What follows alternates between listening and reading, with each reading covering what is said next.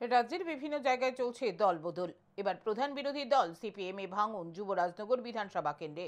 শনিবার যুবরাজনগর কেন্দ্রের উত্তর দেওছড়া এলাকার ২ নম্বর ওয়ার্ডে হয় বিজেপির যোগদান সভা। এদিন ২৬ পরিবারের ১০৭ ভোটার সিপিএম দল ত্যাগ করে আনুষ্ঠানিকভাবে যোগ দিলেন ভারতীয় জনতা পার্টিতে। উপস্থিত ছিলেন যুবরাজনগর কেন্দ্রের প্রাক্তন বিধায়িকা তথা ওবিসি মোর্চার প্রদেশ সভাপতি মলিনা দেবনাথ, মণ্ডল সভাপতি কিরণ শঙ্কর দেবনাথ, শক্তি কেন্দ্রের ইনচার্জ সুজিত নাথ, মণ্ডল সদস্য গৌরাঙ্গ নাথ সহ অন্যান্যরা। মলিনা দেবনাথ বলেন, কয়েক বছরে ভারতীয় জনতা পার্টির রাজ্য ও কেন্দ্রীয় সরকারের উন্নয়নমুখী নীতিতে অনুপ্রাণিত হয়ে সাধারণ মানুষ বিজেপির প্রতি আস্থা রেখেছেন।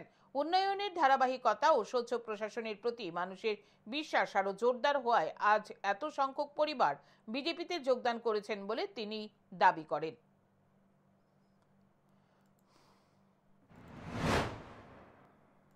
যুবরাজনগর বিধানসভার উত্তর দেওছড়া গ্রামে ২৬ পরিবারের ১০৭ জন ভোটার বিজেপিতে যোগদান করেছেন। আমরা খুব খুশি যে তারা ভারতীয় জনতা পার্টির যে গ্রাম পঞ্চায়েত চলছে এবং বিভিন্ন জায়গায় যে কর্মসূচি ওনারা দেখতে পাচ্ছেন তাতে উৎসাহিত হয়ে ১০৭ জন ভোটার আজ বিজেপিতে যোগদান করেছেন।